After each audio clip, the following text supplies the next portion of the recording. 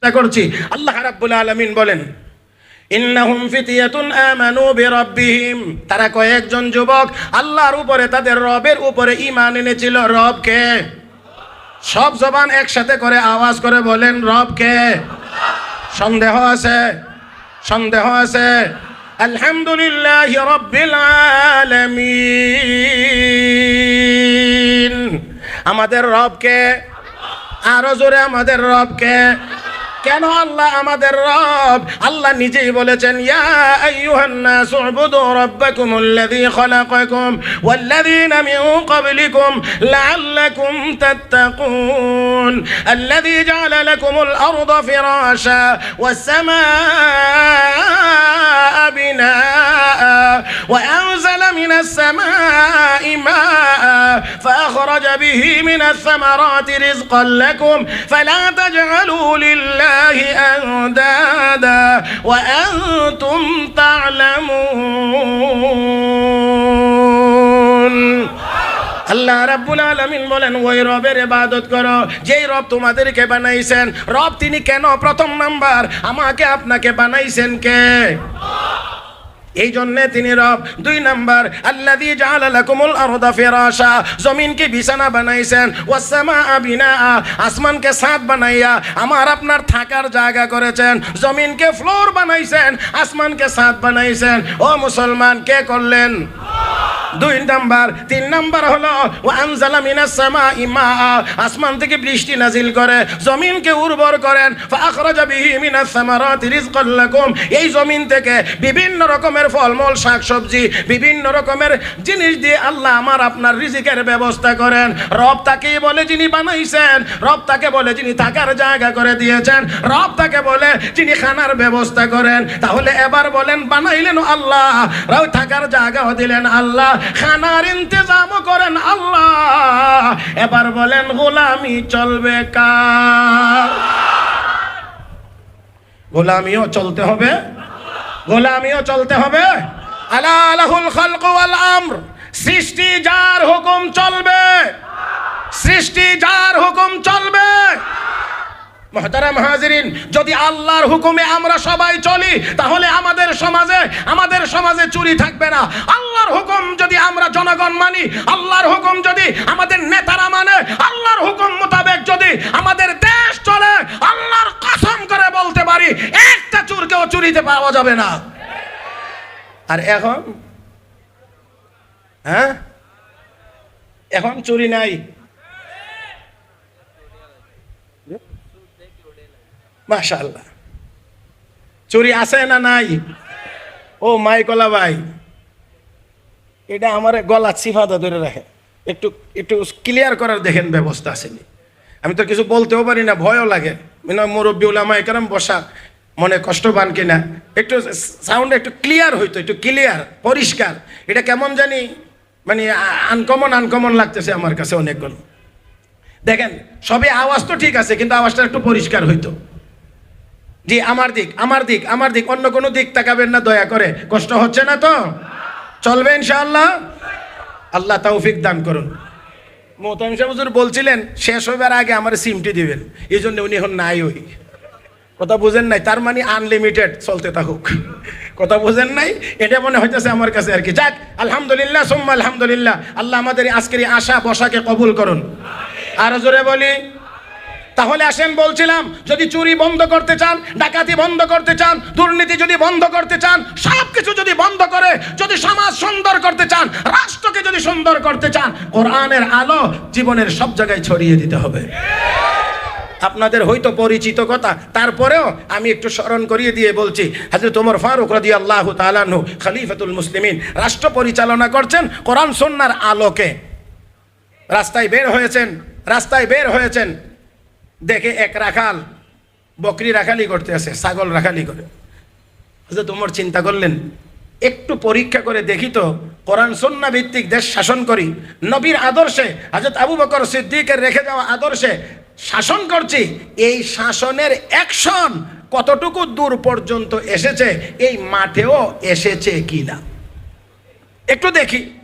এবার গিয়ে দাঁড়াইলেন, দাঁড়ায় কও, রাখাল ছেলে শোনো। কি আপনার এইদিকে কি দেখছেন? হ্যাঁ, কিছু আছে নাকি? তাইলে আমার একটু দেখেন না। রাখাল, আমি অনেক দূর থেকে এসেছি, মুসাফির মানুষ, ক্ষুধার যন্ত্রণায় কষ্ট করছি, একটা বকরি থেকে একটু দুধ দোয়াইয়া আমাকে দিয়ে দে, আমি একটু পান করি। রাখাল ছেলেটি জবাব দিলেন যে হুজুর, এই বকরির মালিক আমি না, বকরির মালিক আর একজন, আমি রাখাল। আমি ঘাস টাস খাওয়া বাড়িতে নিয়ে গেলে দুধ দোয়া মালিক যাকে ইচ্ছা তাকে দিবেন, আমি দিতে পারবো না। হযরত উমর চিন্তা করলেন, প্রাথমিক পরীক্ষায় তো আরেকটু জায়গায়, আরেকটু আগায়। এবার কেউ বুঝতে পারছি, রে রাখাল ছেলে, তুই বকরির একটা দুধ দোয়া দিয়ে দিলে মালিকের কাছে জবাব দিতে পারবি না, দুধ গেল কোথায়? এই জন্যে তুই রাজি না। তো এক কাজ কর, একটা বকরি আমার কাছে গোপনে বিক্রি করে দে। খুব খেয়াল করে একটু শুনলেন, একটু গোপনে বিক্রি করে দে। তো গোপনে বিক্রি করে দিলে তুই যা পাইবে সবটাই তোর লাভ, আর গোপনে বিক্রি করার কারণে আমিও দামে কিছু কমে পাবো, এটা আমার লাভ। মার্কেট থেকে মোবাইল যত দামে কিনেন, টানা মোবাইল হইলে এত দাম লাগে নাকি? ওরে বাবা, খুব জোরে কর না, তার মানে জানে। হায় হায়,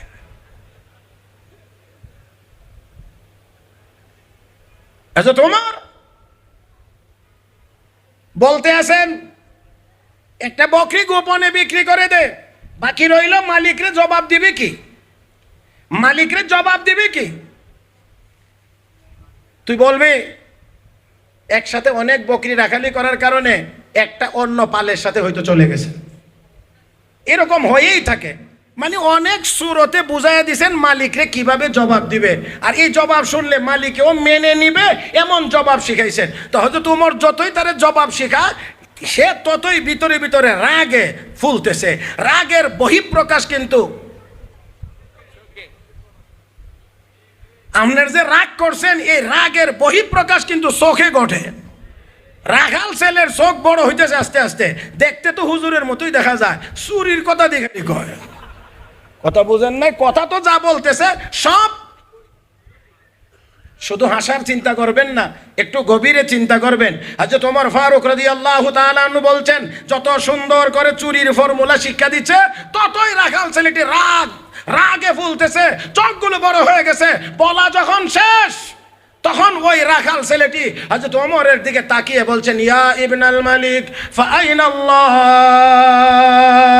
চিৎকার মেরে কোন আল্লাহু আকবার। এই আওয়াজে না, আরেকটু বড় আওয়াজে কোন আল্লাহু আকবার। ইয়া ইবনাল মালিক ফাআইনাল্লাহ। হে শাহজাদা, হে বাদশার ছেলে, আপনার যে বুদ্ধি দেখা যায়, এটা কোনো সাধারণ মানুষের বুদ্ধি হতে পারে না। নিশ্চয়ই আপনি কোনো বড় নেতার ছেলে হবেন। কারণ বড় বড় চুরি যেমনে যেমনে হয়। ইয়া ইবনাল মালিক, ও বাদশার ছেলে, ও শাহজাদা, ফাআইনাল্লাহ। আমাকে বলুন, দুনিয়ার মালিক রে বুঝানোর সব কথা আপনি আমাকে শিখিয়ে দিলেন, এমনে এমনে দুনিয়ার মালিক রে বুঝানো যাবে? তাহলে আপনি একটু বলেন, আল্লাহ কোথায়? আল্লাহকে কি বলে জবাব দেব? কি বলে আল্লাহকে জবাব দেব? আল্লাহ তো সব কিছু দেখতে আছেন। বলেন বলেন, দেখেন কি দেখেন না? হে মুসলমান, আল্লাহ দেখতে আছেন, আল্লাহ দেখতে আছেন। ফাআইনাল্লাহ। তাহলে আল্লাহ কোথায়? আমার বন্ধুরা, একটা রাখাল ছেলের মধ্যে যতটুকু পরিমাণ আমানতদারি আছে, একটা রাখাল ছেলের মধ্যে যতটুকু আমানতদারি ছিল, এতটুকু আমানতদারি যদি আমার দেশের নেতাদের মধ্যে থাকতো, তাহলে কানাডায় বেগম পাড়া তৈরি হতে পারতো না।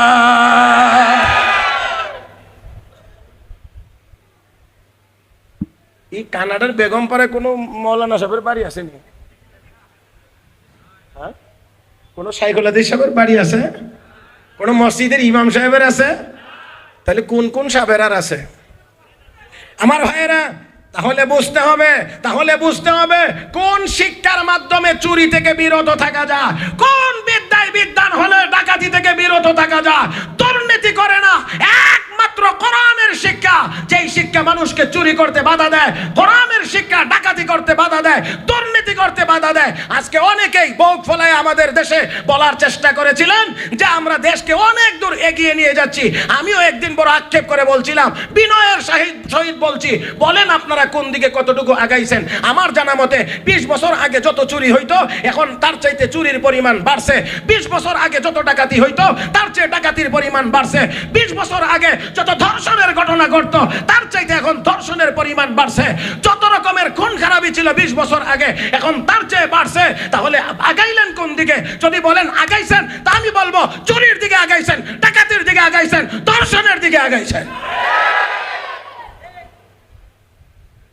আগাইলেন কোন দিকে? আমার ভাইরা, কোনটা আগানো আর কোনটা পিছানো এটাও বুঝতে একটু কষ্টই হয় অনেকের। আমি আপনাদেরকে বিনয়ের সাথে বলছি, চিংড়ি মাছ চিনেন? চিংড়ি মাছ, ইসা মাছ, চিংড়ি মাছ, এটা লাভ দেয় কোন দিকে যায়? দেখছেন লাভ দিলে কোন দিকে যায়? তো লাভ দেয় পিছনে যাইতো না সামনে যাইতো? যাওয়ার জন্য সামনে কিন্তু যায়। তার কারণ এটার মগজের ভিতরে ময়লার ট্যাঙ্কি। না এটাও বুঝছেন না? তার মগজের ভিতরে ময়লার ট্যাঙ্কি। এই মগজের ভিতরে ময়লা ঢুকার কারণে লাভ দেয় যাইতো সামনে, যায় পিছনে। আমাদের দেশেরও অনেক অনেক বড়দের এই ট্যাঙ্কির ভিতরে ময়লা ঢুকেছে, যার কারণে আগেও বোঝে না, পিছনেও বোঝে না।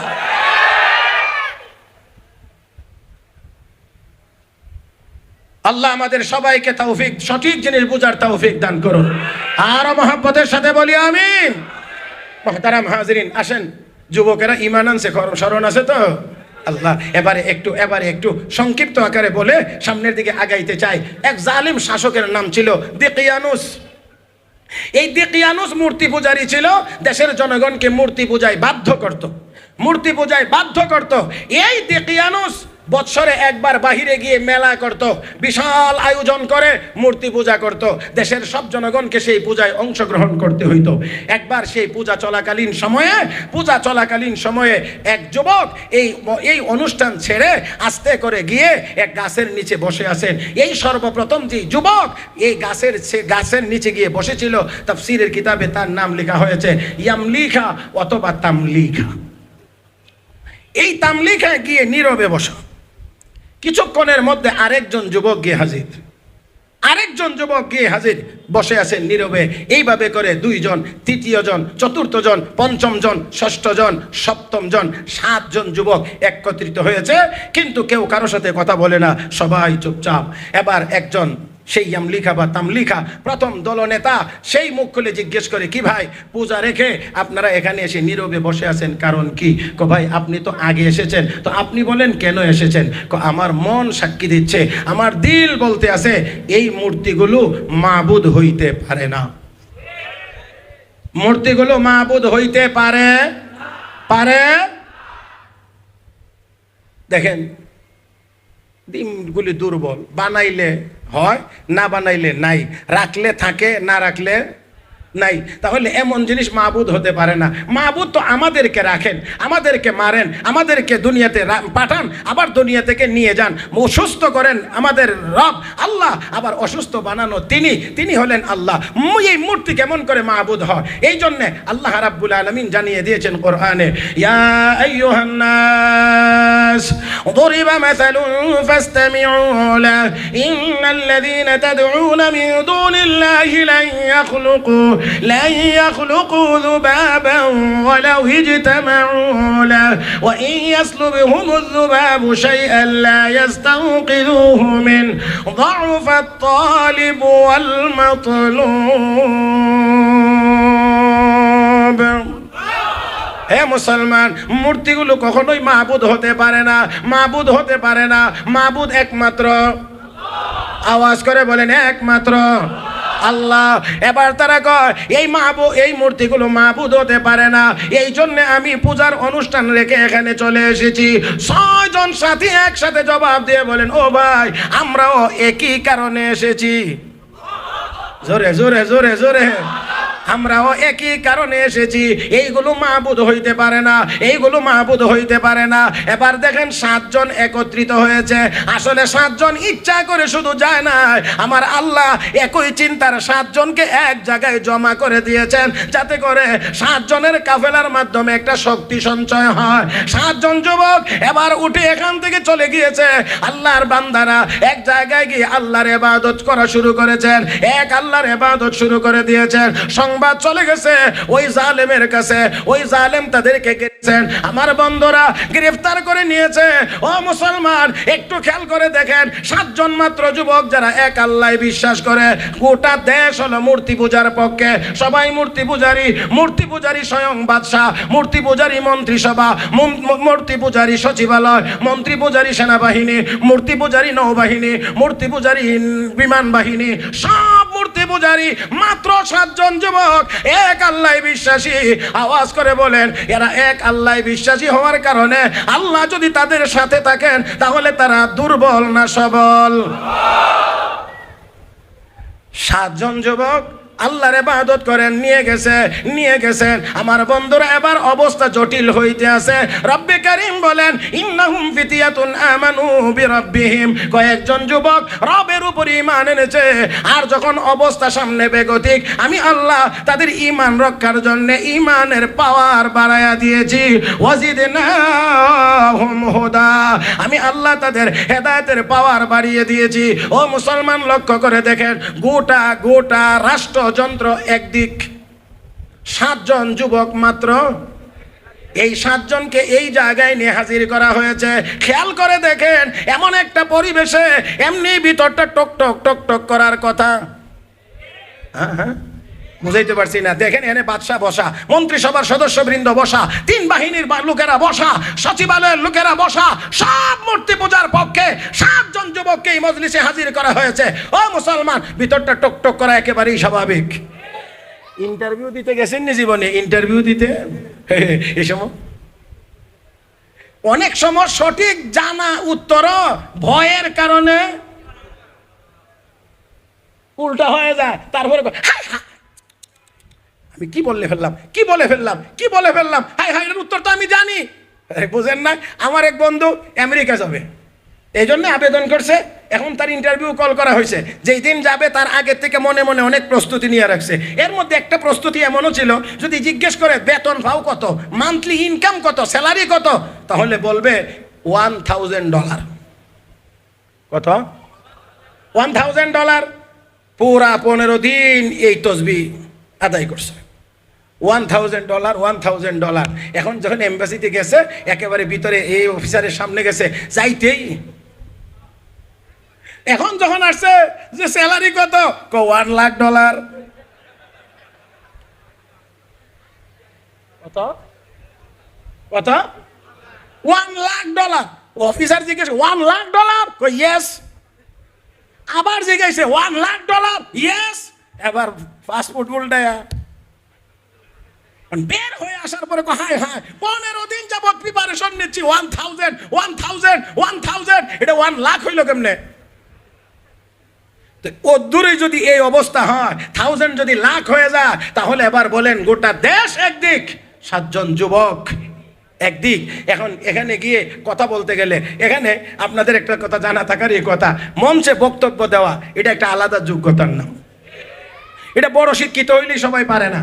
কথা বুঝেন না? অনেক বড় শিক্ষিত মানুষ মাইকের সামনে নিয়ে দিলে দেখবেন দাঁতে আর মাইকে সংঘর্ষ হইতে আছে। এরকমও হয় অনেক সময়। মাশাআল্লাহ, এই দিক দিয়ে পা মুবারক, এরকম হয়। এখানে এই ভিতর যদি ঠিক না থাকে তাহলে সঠিকভাবে বলতে পারবে না।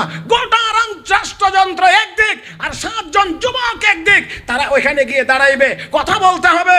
এই কথাটা যেন স্ট্রংলি হয়, কথা যেন সুন্দর করে বলতে পারেন। রব্বে কারীম বলেন, ওয়ারাবাতনা আলা কুলুবিহিম ইয কামু ফাকালু রাব্বুনা রাব্বুস সামাওয়াতি ওয়াল আরদ লান নাদ'উ মিন দুনিহি ইলাহা লাকাদ কুলনা إذا شططا।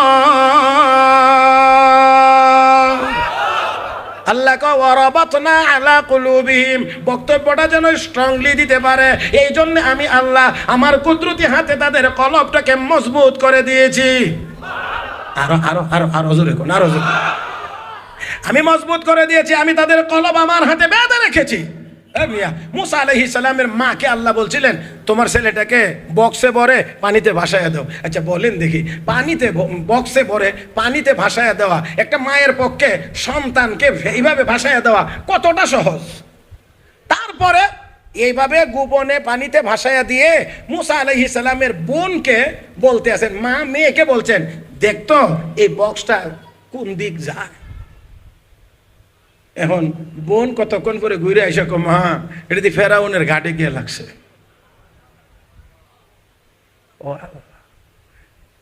এখন আল্লাহ কয় এই সব ঘটনা আমি তাদেরকে অপরিচিত রেখে ঘটাইছি। যদি আমি আমার কুদরত ব্যবহার করে লাউলা আররাবাতনা আলা কালবিহা, আমি যদি মুসার মার কলবটাকে নিয়ন্ত্রণ না করতাম এমন জায়গাতে গিয়ে সে আর ঠিক থাকতে পারতো না, চিৎকার করে উঠতো মা গো, যার ভয়ে সমুদ্রে ভাসাইলাম তার ঘাটে গিয়েই লাগছে, সব প্রকাশ হয়ে যাইত। আল্লাহ কয় না, এটা আমি প্রকাশ হতে দেই নাই। মুসার মার কলব আমি আল্লাহ আমার আরশের টাওয়ার থেকে নিয়ন্ত্রণ করেছি। যুবকদেরকেও আল্লাহ বলেন ওয়ারাবাতনা আলা কলবিহা, হ্যাঁ আল্লাহ বলেন আমি আল্লাহ তাদের কলব মজবুত করে দিয়েছি। ইদ কামু, যখন তারা বক্তব্যের জন্য দাঁড়াইছেন, আমার ভাইয়েরা এই বক্তব্যের জন্য যখন দাঁড়াইছেন তাদের কলব একবারে স্ট্রং। এখন বক্তব্য দিতে আর কোনো অসুবিধা আছে নাকি? একদম একদম শক্ত, একদম শক্ত, একদম শক্ত। আমার জীবনের প্রথম ওয়াজের বয়স বেশি হয়েছে না, মোটামুটি 33 বছর। তো একেবারে প্রথম দিকে জীবনের প্রথম এক দাওরাই হাদিস মাদ্রাসার মাহফিলে বয়ানের জন্য গেছি। ওই মাদ্রাসার খতমে বুখারিও ছিল ওই দিন, আর বুখারি শরীফের খতম করাইবেন, শেষ সবক পড়াইবেন আল্লামা শাইখ নুরউদ্দিন গহরপুরি রহমতুল্লাহি আলাইহি। ওলামায়ে কেরামের কি পরিমাণ ঢল নামছে। সভাপতি তিনি আরেক মাদ্রাসা শাইখুল হাদিস। আমি এই দৃশ্য দেখা খতমে ইউনূস পড়া ছাড়া আমার আর ভয়ে কি বলবো, আজকে আমি কি খুতবা পড়তে পারবো নাকি পারবো না এই নিয়েও ছিলাম চিন্তায়। যাক আল্লাহর সাহায্য চেয়েছি, দোয়া করছি। তারপরে সভাপতি হুজুর যিনি, উনি আমার আগেরই পরিচিত। হুজুরের কাছে গিয়ে বললাম যে হুজুর একটু দয়া করে একটু দোয়া করে দেন, একটু ফু দিয়ে দেন, বড় ভয় লাগতেছে কি বলবো আমি। তো হুজুর একটু ফু দিয়ে বললেন মাওলানা বয়ান করেন। আলহামদুলিল্লাহ সুম্মা আলহামদুলিল্লাহ, এই বসাতে 2 ঘন্টা বয়ান করেছি। ইতিপূর্বে এত নির্ভয়ে আমি আর কোনোদিন বয়ান করতে পারিনি। এই দিন এত নির্ভয়ে বয়ান করলাম, বয়ান করে নামছি, গিয়ে খাওয়া দাওয়া করছি। এখন দেখা যায় বক্তার সংকট, আর বক্তা নাই। এখন 2 বড় সিনিয়র ব্যক্তি আমাকে গিয়ে বলছেন মাওলানা আপনাকে আবারও স্টেজে যাইতে হবে। আমি বলছি ঠিক আছে, প্রয়োজন হলে আবার যাব। তারপরে আবার এসে বয়ান করছি, আরও 2.25 ঘন্টা, একই মাঠে 2 বারে 4.25 ঘন্টা ওয়াজ করছি। তো ওই দিন বুঝলাম যে ভিতরে ভয় থাকলে জানা কথাও গুছায়া বলা যায় না, আর নির্ভয়ে থাকলে কথা সুন্দর করে গুছায়া বলা যায়।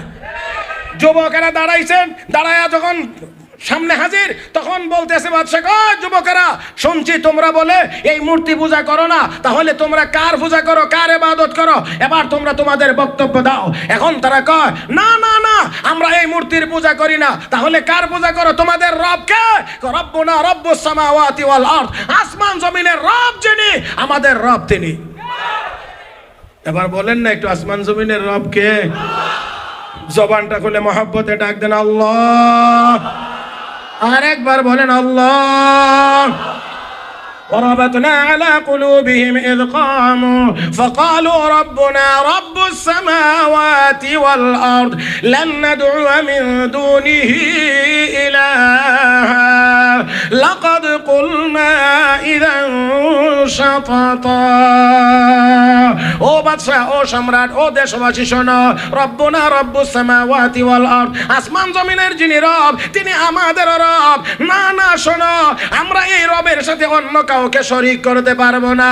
লান নাদউ মিন দুনি ইলাহা, এই আল্লাহকে বাদ দিয়ে আর কারো আমরা ডাকতে পারবো না, কারো গোলামি করতে পারবো না। আমরাও বলি আমরা এক আল্লাহর গোলাম, আল্লাহর কদমে আমরা সেজদা দেব, আল্লাহর গোলামি আমরা সারা জীবন করে যাব। দুনিয়ার কোন কাফের বেঈমানের হুমকারে আর হুমকি আর ধমকে আমরা আল্লাহর ইবাদত ছেড়ে দিতে পারবো না। আমার ভাইরা, আমার বন্ধুরা, আল্লাহর বান্দারা, যুবকেরা বলছেন না না না, লান নাদউ মিন দুনিহি ইলাহা, আমরা আর কাউকে আল্লাহর সাথে শরীক করতে পারবো না। লাকাদ কুলনা ইযান শাতাতা, যদি আমরা আল্লাহর সাথে আর কাউকে শরীক করি কাজটা হবে অনেক খারাপ, অনেক মন্দ, অনেক গর্হিত। ও বন্ধুরা, ও বন্ধুরা, শুধুমাত্র তারা এই বক্তব্য দিয়েই শেষ করে নাই, আরো তারা বক্তব্য দিয়েছেন। আল্লাহ রাব্বুল আলামিন তাদের বক্তব্যের কথা কোরআনে কারীমের ভিতরে, এই সূরার ভিতরে আল্লাহ রাব্বুল আলামিন তুলে ধরেছেন। আমার বন্ধুরা, শুধুমাত্র নিজেরাই এই কথা বলেছেন তা না, যে আমরা আল্লাহর ইবাদত করি, আল্লাহর সাথে আর কাউকে শরীক করব না, এতটুকু পর্যন্তই বলে শেষ করে নাই।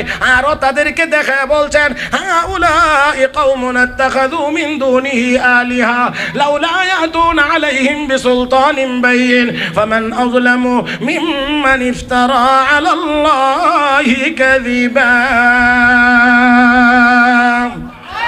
আর একটু জোরে কোন, এখানে বুঝে না বুঝে বলেন আল্লাহু আকবার। যুবকরা শুধু এতটুকুই বলে না আমরা ঈমান আনছি, আমরা আমাদের ঈমান রক্ষা করব, এতটুকু না, অত্যন্ত সুকৌশলে তাদেরকেও ঈমানের দাওয়াত দিচ্ছেন। হাউলাই কওমুনা, এই যে আমাদের সম্প্রদায়ের লোকেরা, ইত্তাখাযু মিন দুনিহি আলিহা, আল্লাহকে বাদ দিয়ে বহু দেব দেবীর পূজা করে, লাউলা ইয়াতুনা আলাইহিম বিসুলতানিন বাইয়িন, এই মূর্তি পূজা যদি সঠিক হয়ে থাকে তাহলে তার সপক্ষে কোনো দলিল পেশ করে না কেন?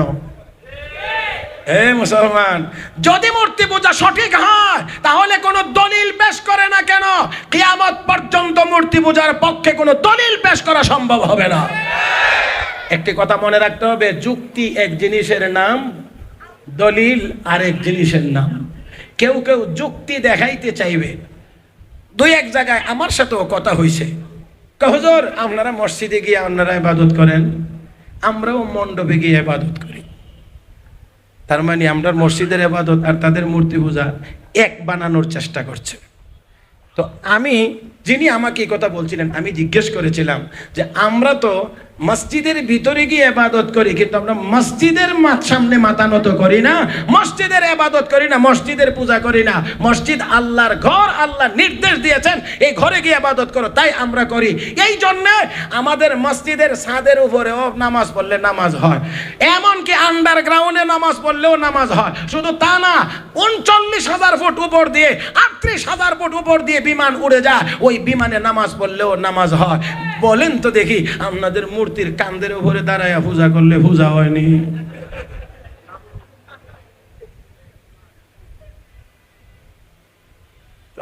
যুক্তি এক জিনিস আর দলিল, বলেন না দলিল। এই জন্যে যুক্তি দিয়ে ইসলাম চলে না, মনে রাখবেন, যুক্তি দিয়ে ইসলাম চলে না। আজকে আরো আধুনিক অনেক ভাইয়েরা বড় বড় শিক্ষিত, তারা অনেকেই বলতে চান বিজ্ঞানের আলোকে কোরআন সুন্নাহ, বিজ্ঞানের আলোকে ইসলাম, বিজ্ঞানের আলোকে কোরআন। আমি বলি বিজ্ঞানের আলোকে কোরআন চলবে না, বিজ্ঞান দিয়ে কোরআন যাচাই করা যাবে না। আমার বন্ধুরা, বিজ্ঞান দিয়ে কোরআন নয়, কোরআনের আলোকে বিজ্ঞান চালাইতে হবে। আমি সেই দিকে যাব না। বিজ্ঞান আমাদের অনেক উপকার করছে, বিজ্ঞানের বহু আবিষ্কার, যে আবিষ্কারের সুফল আমরা ভোগ করছি, অবশ্যই এটাকে অস্বীকার করা, এটা একটা বোকামি ছাড়া কোনো কিছুই হবে না। তবে অবশ্যই আমি এই কথাও বলতে বাধ্য, বিজ্ঞানের থিওরি পরিবর্তন হয়, কথা কয় না? বিজ্ঞানের থিওরি পরিবর্তন হয়। কোরআনের কোন আয়াত পরিবর্তন হয়েছে? পরিবর্তন হওয়ার কোনো দরকারও নাই। কোরআন নাজিল হয়েছে যেমন আছে তেমন, এই কোরআন কিয়ামত পর্যন্ত সব সমস্যার সমাধান দেবে, পরিবর্তনের কোনো দরকার নাই। আর একটা মনে রাখতে হবে, আমার বন্ধুরা, বিজ্ঞানের সকল থিওরি যেখানে অচল হবে, কোরআন সেখানেও সচল থাকবে। কোরআনের বিজ্ঞানের সব কিছু যেখানে অচল, আল্লাহর কোরআন সেখানে সচল। বাবা মৃত্যুসজ্জায় শায়িত বড় বড় ডিগ্রিধারী ছেলেরা আশেপাশে ঘোরাঘুরি করে, তখন কয় কি, ও মুফতি সাহেব হুজুর জাহিদুল ইসলাম সাহেব দামাত বারাকাতুহু, ঠিক আছে নি ভাই? হ্যাঁ, এ ভাই, ও হুজুর মাদ্রাসার দিকে 10 জন ছাত্র দেন না। বলে কেন? রুগীর অবস্থা বড় খারাপ, মুমূর্ষ, একটু মাথার কাছে একটু এখানে বসে একটু সূরা ইয়াসিন তেলাওয়াত করতে। তাহলে বোঝা গেল তোমার যাবতীয় শিক্ষা যেখানে অকেজো, আল্লাহর কোরআন সেখানেও কাজ করে। কথা বলেন না কেন? সব অকেজো, সব অচল, আল্লাহর কোরআন সচল। এই জন্য আলেম ওলামাদেরকে নিয়ে এখানে বসায়া কোরআন শরীফ পড়ানো হয়। ইয়াসিন ওয়াল কোরআনিল হাকীম ইন্নাকা লামিনাল মুরসালিন আলা সিরাতিন মুস্তাকিম তানজিলাল আজিজির রহিম। এ ভাই, কোরআন আল্লাহর কালামের তেলাওয়াত শুনতে খারাপ লাগে নাকি? হ্যাঁ হ্যাঁ, খারাপ লাগে না ভালো লাগে? তাহলে সব শেষ, সব অকেজো, সব অকেজো, কিন্তু আল্লাহর কোরআন চলে। শুধু তা না, মরার পরেও কোরআন উপকারী, কোরআন উপকারী। কি বলেন ঠিক কিনা? শাহানে জাহান ফখর সে রখতে তে সর মে তাজ, शान जहां फखर से रखते थे सर में ताज, कब्र में ओ सूरह अलहम्दु की मोहताज, कब्र में ओ सूरह अलहम्दु की मोहताज। দুনিয়ার কত রাজা বাদশাহ গর্ব করে, অহংকার করে মাথায় মুকুট পরিধান করেছে, ওই লোকটাই যখন কবরে যায়, ওই লোকটা সূরা ফাতিহার মুখাপেক্ষী। আমার বন্ধুরা, দুনিয়ার সব অচল, কেউ মুর্দারের কোনো উপকার করতে পারে না। একজন মানুষ, কোন বিজ্ঞানী, কোন বৈজ্ঞানিক, কোন দার্শনিক, কোন যন্ত্র, কোন তন্ত্র দিয়ে কোন কবরবাসীর কোনো উপকার করতে পারে না। একমাত্র পারে যদি আল্লাহর কালাম তেলাওয়াত করে, এই নিয়তে আল্লাহ এই তেলাওয়াতের সওয়াবটা কবরে পৌঁছায়া দিও। ও তেলাওয়াত করবেন জমিনে, এই তেলাওয়াতের সুফল ভোগ করবে কবরের ভিতরে। কিছু বলবেন না আমারে?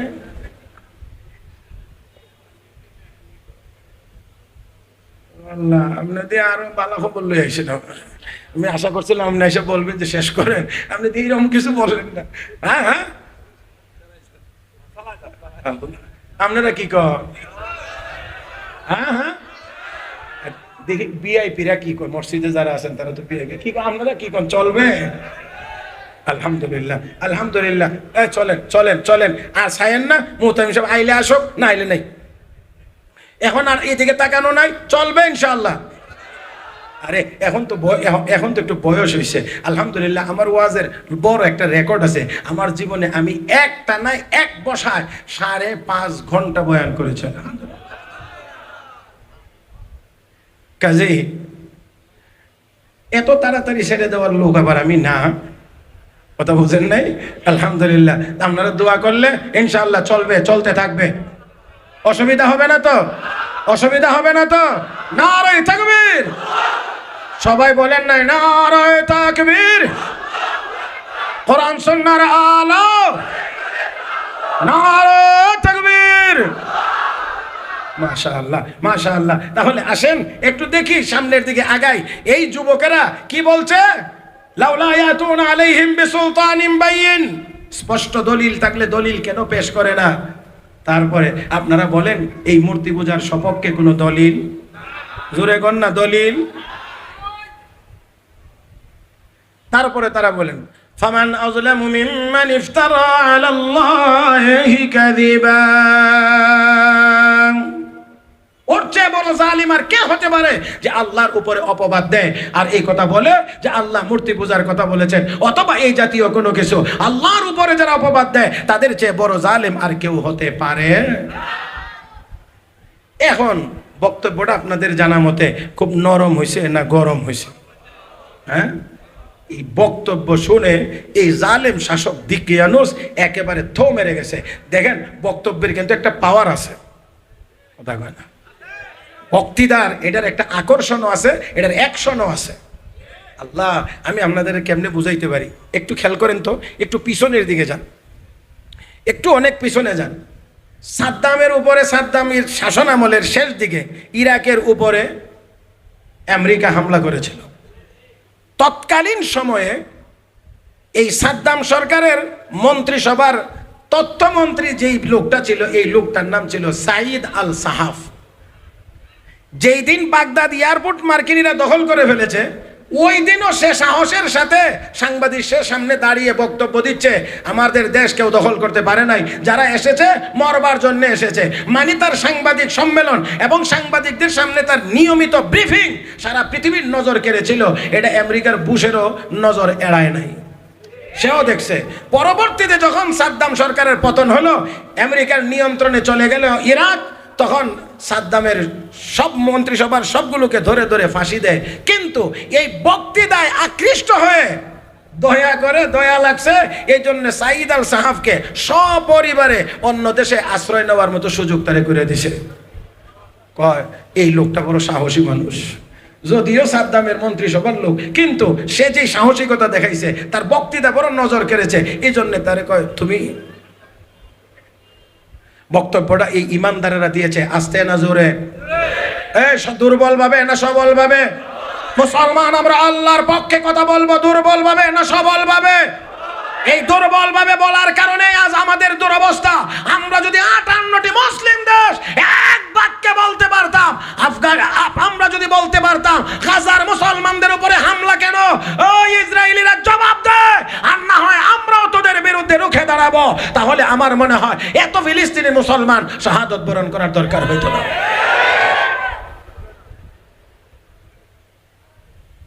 এই জন্যে বাদশাহ এখন এই বক্তব্য শোনার পরে বলতে আছে, শোনো, তোমাদের বক্তব্য এতক্ষণ শুনলাম, তবে তোমরা রাজ পরিবারেরই সন্তান, এই জন্যে চূড়ান্ত ফয়সালার জন্য তোমাদেরকে 3 দিন সময় দিলাম। এই 3 দিনের ভিতরে চিন্তা করে দেখবা তোমরা তোমাদের এই মতাদর্শ, এই মতবাদ ছাড়বে কি ছাড়বে না। 3 দিন পরে চূড়ান্ত ফয়সালা তোমাদের ব্যাপারে ঘোষণা করা হবে, চূড়ান্ত সিদ্ধান্ত হবে। এই কথা যখন বলেছে, এই 3 দিনের এই সময় দিয়ে আজকের মতো ওই দিনের মতো সবার মুলতবি ঘোষণা করা হয়েছে। মুফাসসিরিনে কেরাম লেখেন, এটাই ছিল আনুষ্ঠানিকভাবে এই যুবকদের উপরে আল্লাহর পক্ষ থেকে রহমত এবং সাহায্য। কারণ যদি এই 3 দিন সুযোগ না দিয়ে এখানেই হত্যা করে ফেলতো, তাহলে তো এখানেই শেষ হয়ে যেত সবকিছু। কিন্তু সময় দিয়েছে কয়দিন? এই 3 দিনের সময় দিয়েছে। যুবকরা বের হয়ে চলে এসেছে, সভা মুলতবি ঘোষণা করা হয়েছে। এবার তারা বের হয়ে এসে এখন কি বলতে আছে, তারা তো আলাদা, সমাজের লোকদের সাথে মিলে না, তো তারা পরবর্তীতে কি আলোচনা করছেন, কি নিজেরা কি পরামর্শ করেছেন, কি সিদ্ধান্ত নিয়েছেন, সেই কথা আল্লাহ পরের আয়াতে তুলে ধরে বলেন, ওয়া ইয তাযালতুমুহুম ওয়া মা ইয়াবুদুনা ইল্লাল্লাহ ফাউ ইলাল কাফ ইয়ানশুর লাকুম রাব্বুকুম মির রাহমাতিহি ওয়া يهيئ لكم من أمركم مرفقا। তারা একজন আরেকজনকে বলে, আমরা যেহেতু তাদের সাথে মিশি না, আমরা তাদের মূর্তির পূজাও করি না, যেহেতু আমরা তাদের সাথে উঠা বসা নাই, আমরা তাদের মূর্তির পূজাও করি না, তাহলে আর এখানে থেকে লাভটা কি? এখানে থেকে আর লাভ কি? তাহলে কি করব? চলো আমরা এখান থেকে গোপনে কোথাও চলে যাই, কোনো পাহাড়ের গুহায় গিয়ে আশ্রয় নেব। ওইখানে যদি আমরা যাই, অবশ্যই আমাদের জন্য আল্লাহ একটি ভালো ব্যবস্থা করে দিবেন। হে মুসলমানেরা, চূড়ান্ত সিদ্ধান্ত হয়ে গেল যে তারা আর এখানে থাকবে না, এখান থেকে তারা হিজরত করে চলে যাবে, পাহাড়ের গুহায় গিয়ে আশ্রয় নেবে।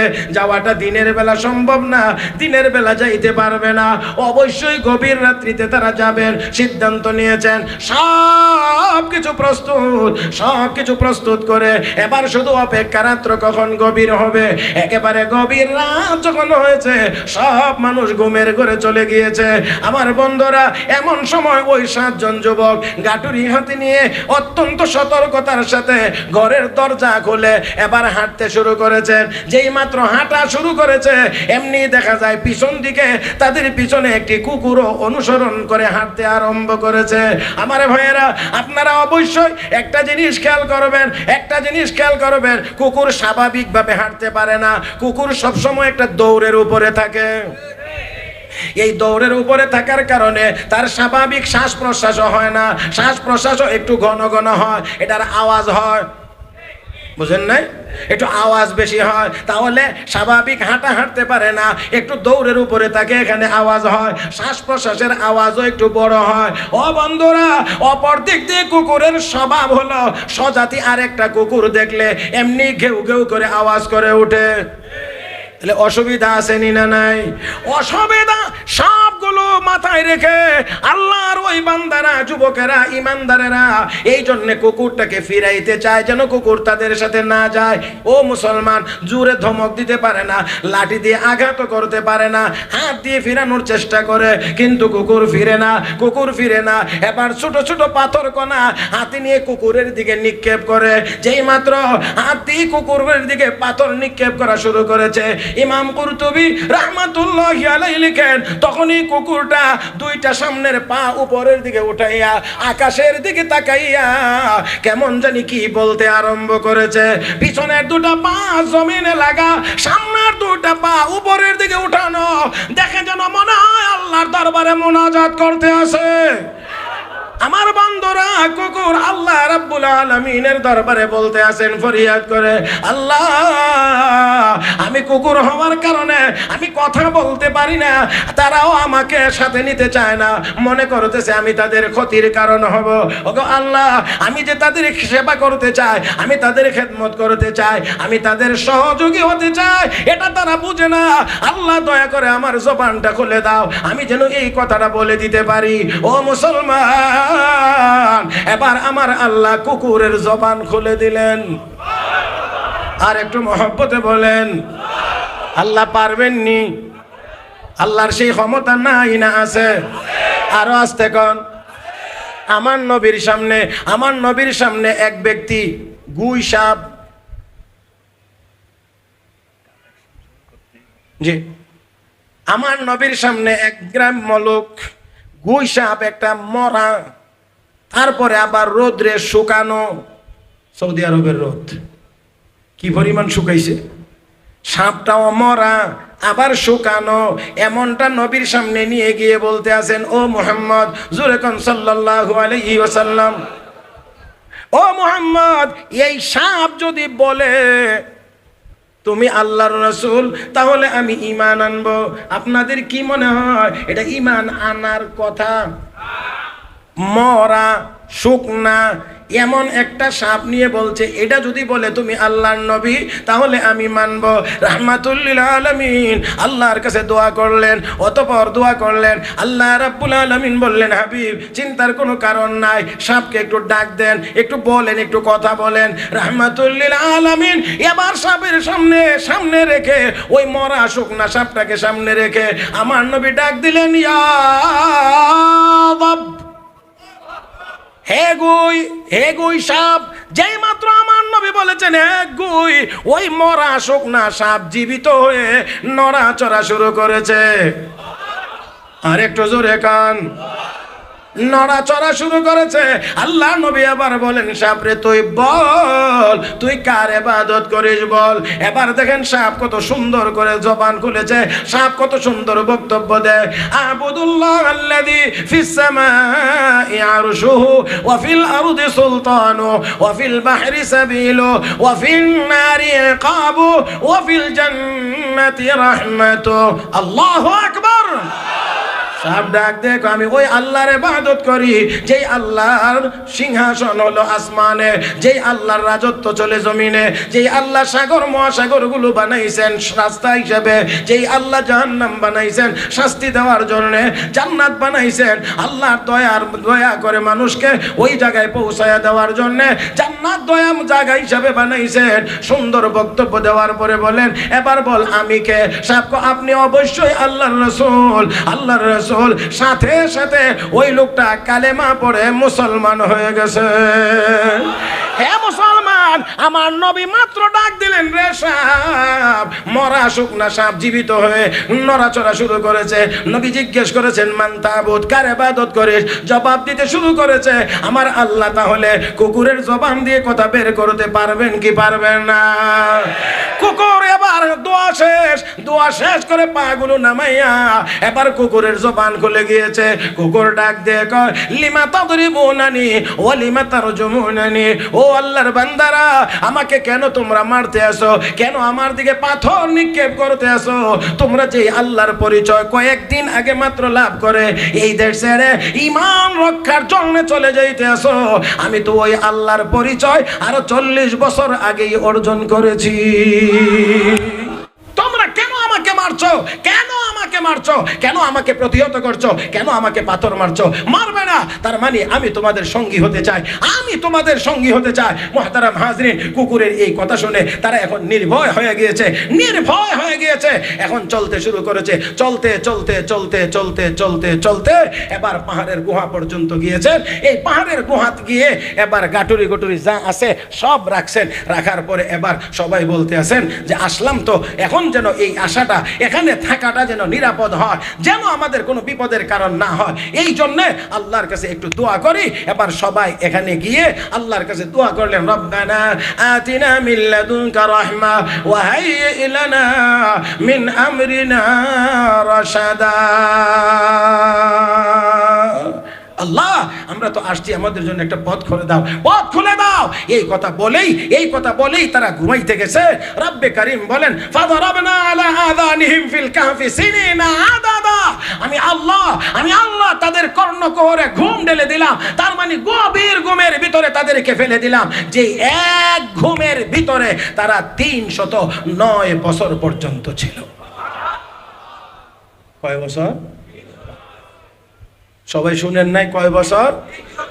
309 বছর তারা এই গুহার ভিতরে ঘুমাইবে। আল্লাহ এমন ঘুমের ভিতরে ফেলে দিয়েছেন। এবার বলেন 309 বছর ঘুমাইবেন। এই 309 বছর তাদের ঘুমটা যেন নির্বিঘ্নে হয়, কোনো রকমের বাধা বিপত্তি যেন না হয়, কোনো রকমের অসুবিধা যেন না হয়। সেই জন্য রব্বে কারীম কি ব্যবস্থা গ্রহণ করেছেন পরের আয়াত থেকে সেই বিবরণ রয়েছে। আমি সেই দিকে আর যাইতে পারবো না। মুহতারাম হাজরিন, তারা 309 বছর ঘুমাইবে। কেমনে ঘুমাইবে এটা জানবার জন্য আপনাদের তো 1 বছর হইলেও অপেক্ষা করতে হবে। কথা বুঝেন নাই? তারা ঘুমাইবে 309 বছর, আপনারা 1 বছরও অপেক্ষা করতে পারবেন না, এটা হয় না। আর এই জন্যে এখানে তারা ঘুমাইবে এতটুকুই। যদি আল্লাহ পাক কোনোদিন আবার সুযোগ করে দেন তাহলে ঘুমাইবেন 309 বছরের নির্বিঘ্ন ঘুম করার জন্যে আল্লাহর পক্ষ থেকে কুদরতি কি ব্যবস্থা ছিল, কি ব্যবস্থা, সেই কথা কোরআনের পরবর্তী আয়াতগুলোতে আছে। ইনশাআল্লাহ পরের অংশের আলোচনা হবে। এবার যতটুকু আলোচনা আমরা শুনেছি এতটুকুতে আমরা এতটুকু বুঝতে পারি, ইমানের জন্যে, ইমান রক্ষা করার জন্য প্রয়োজন হলে বাড়িঘর ত্যাগ করা এটা মুমিনের বৈশিষ্ট্য। এত আস্তে বললে হবে না, আরো জোরে বলতে হবে। আমার ভাইয়েরা, মুমিন বাড়ি ছাড়তে পারে, মুমিন গাড়ি ছাড়তে পারে, সব বিসর্জন দিতে পারে, কিন্তু মুমিন ঈমান বিসর্জন দিতে পারে না। মুহতারাম হাজরিন, হযরত বেলালের উপর যখন নির্যাতন চলে তখন আবু জাহেল পাশে গিয়ে বলছিল, বেলাল এখনো সময় আছে, ঈমান ছেড়ে দে, আর নির্যাতন হবে না, সুচিকিৎসার ব্যবস্থা হবে, আর যদি ছাড়িস না নির্যাতনের পরিমাণ আরো বাড়বে। বেলাল তখন বলেছিলেন, আবু জাহেল যত মারতে পারো মারো, আমার চামড়ার উপর দিয়ে যাবে, আমার গোশতের উপর দিয়ে যাবে, আমার হাড়ের উপর দিয়ে যাবে, আমার আল্লাহ এবং আল্লাহর নবীর নাম কলবের যেই জায়গায় লুকাইছি সেই জায়গায় তুই আবু জাহেলের হাত কোনোদিন পৌঁছতে পারবে না। তাহলে বোঝা গেল ইমানের জন্যে কোরবানির প্রয়োজন, ইমানের জন্যে ত্যাগের প্রয়োজন, ইমানের জন্যে হিজরতের প্রয়োজন, ইমানের জন্যে বিসর্জন দেওয়ার প্রয়োজন। আমরা কি পারবো? যদি প্রয়োজন হয় আমি একটু কথা শুধুমাত্র বলছি, আমরা আমাদের ইমান রক্ষার জন্যে এমন যদি প্রয়োজন হয় ইসরায়েলের বিরুদ্ধে ময়দানে নামতে হবে, অথবা অন্য কোনো কাফের বেঈমানের মোকাবেলায় ইমান রক্ষার জন্য ময়দানে নামতে হবে, নিজের জানের মায়া ত্যাগ করে ইমান রক্ষা করার জন্য, আল্লাহকে সন্তুষ্ট করার জন্য ময়দানে নামতে কি প্রস্তুত আছেন? আল্লাহ আমাদের সবাইকে কবুল করুন, জোরে বলি আমিন। জান দিবেন, এটা একটু পরীক্ষা হোক, জান কতটুকু দিতে পারবেন তার আগে দেখি না আর একটু এর চেয়ে কম দামি যেটা সেটা কতটুকু দিতে পারেন। এখন যদি কেউ উঠবেন তাহলে